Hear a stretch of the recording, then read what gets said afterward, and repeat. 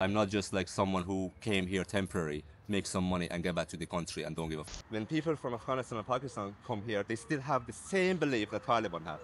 It's like when you talk about LGBTs, it's a red line. You can't go through.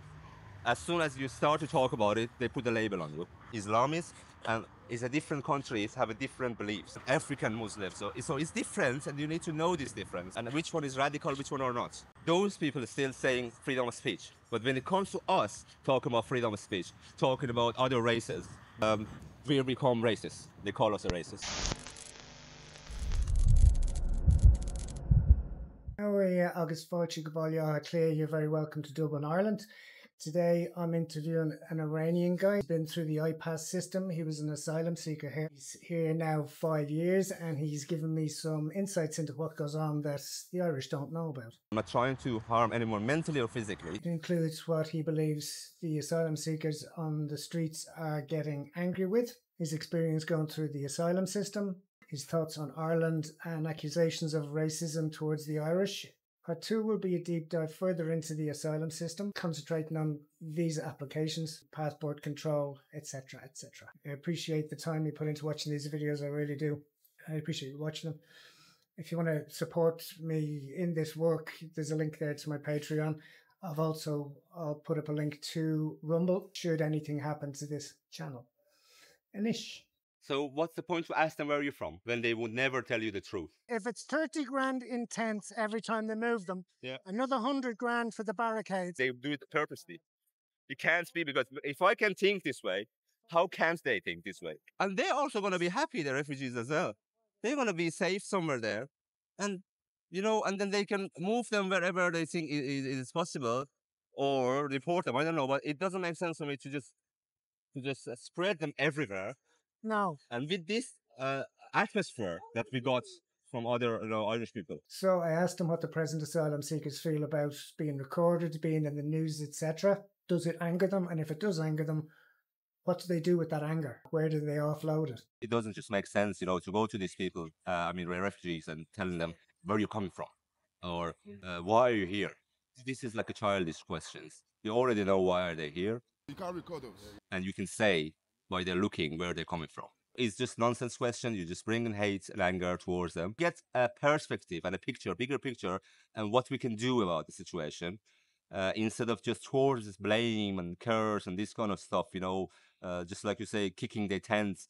When you bring anger towards them, you might leave after a few minutes to your place, but you leave them with the anger like that in a community, in a society, and they're gonna do some damage somewhere, somehow, when you're not around. What type of damage do you think? Whatever they can do, it depends of the background, how capable they have to do some damage, It's very obvious that if you make someone angry, if they can't do anything towards you, if they can't, for example, you shouting out something, you kicking their tent, it's no sense for me to go cursing them, kicking them. It won't help a situation. If they can't protect themselves against you, they're gonna do it to some innocent person who's weaker than you.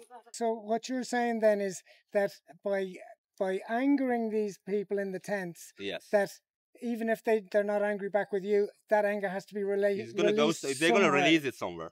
Right, and where do you think they're gonna release it? Could be to some people, to some kids, to some teenagers.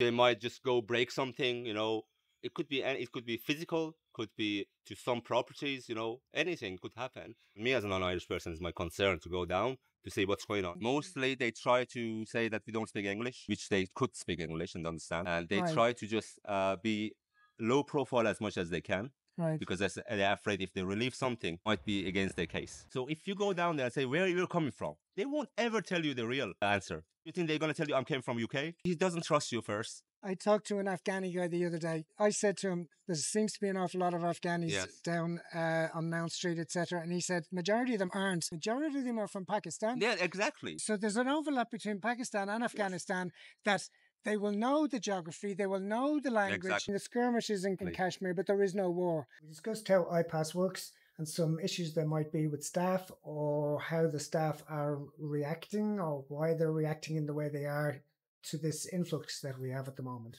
The guys in IPAS that are interviewing them are scared of them. When they're accepting things Yeah. that they say out of fear. Why? This is just my job. I'm not getting in trouble. There's been videos of them going in and doing a lot of shouting and that. Because they don't love the country. If you love your country, you have to be responsible about what's happening around you. You can't just close your eyes on it. Yeah, because they work in the wrong place as the first place. They shouldn't even work there. There's a scam there. But I'm not saying all of the staffs are scamming or they're doing this purposely.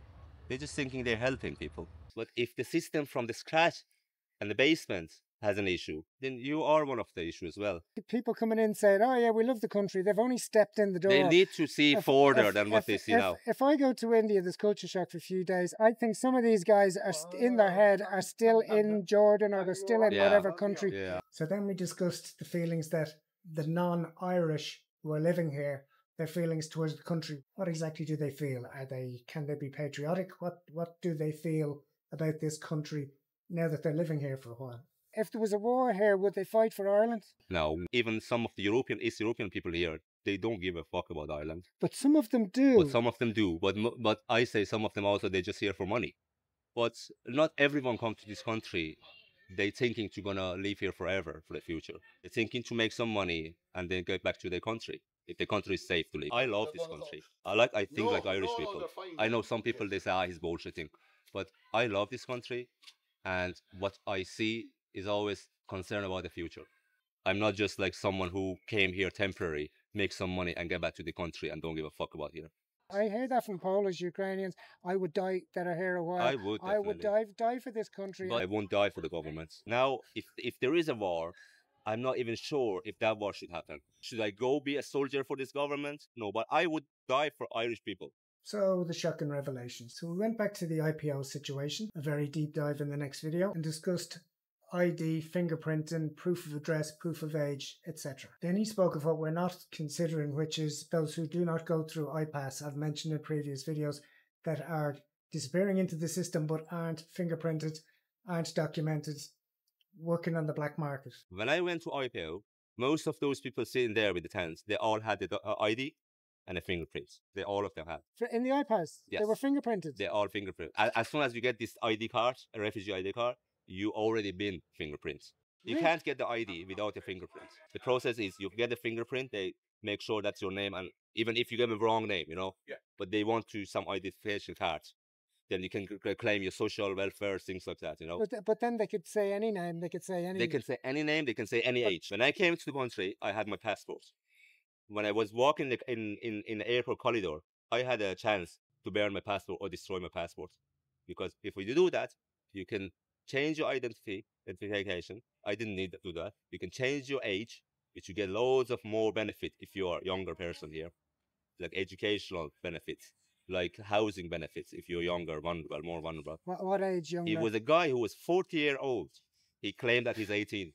And then if it's very obvious that they're lying, mostly they don't really care. Government don't care, mostly. But if it's really obvious that no, he's lying, he's 50-year-old with the white hair, how can he be 20? Then they send them through the medical process, which they take an example of your bone, things like that, to guess how age you are around, how old you are.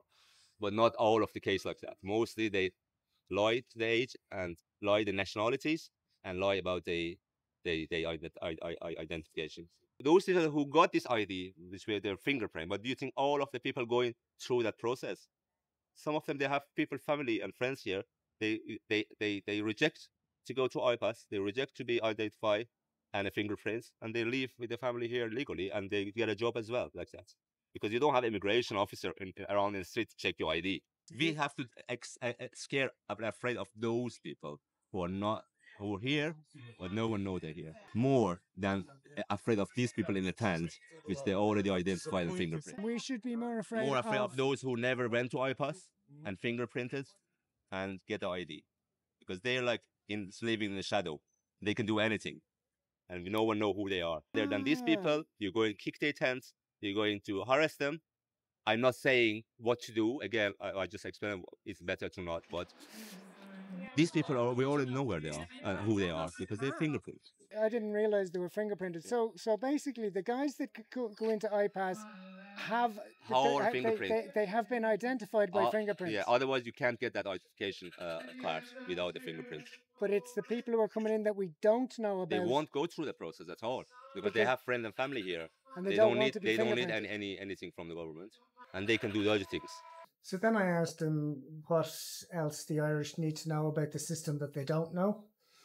Also discussed why these guys do not want their face to be caught on camera, and also what he believes we need to do to change the system to make it a little bit better for everyone involved. I know that to be a nice Christian person going to help these people is nice, but you need to know who you're helping. You can't just help everyone. But how do you do that? How do you know who's who? Well, that's their heart, you know. You can't find out who's criminal and who's not. Would someone not want their face recorded?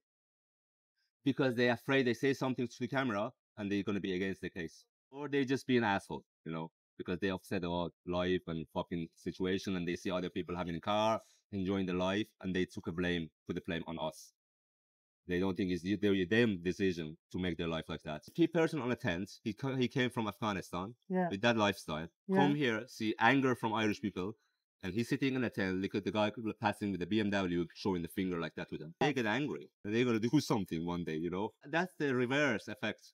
Instead of trying to help, you just make it worse, and you don't even realize what you do. No, if you want to fuck someone over, the government is the first person you have to blame first. Peacefully, again, no violence. Stop. Stay in front of the doll, stay in front of the office and protest it. Because they keep sending people more and more and more. Stop the source who's sending these people here instead of going, because these are already here. What can you do to them? Do people who would come across as left wing, do they even see this as a problem? I believe if I see, they see. They political people, they know everything.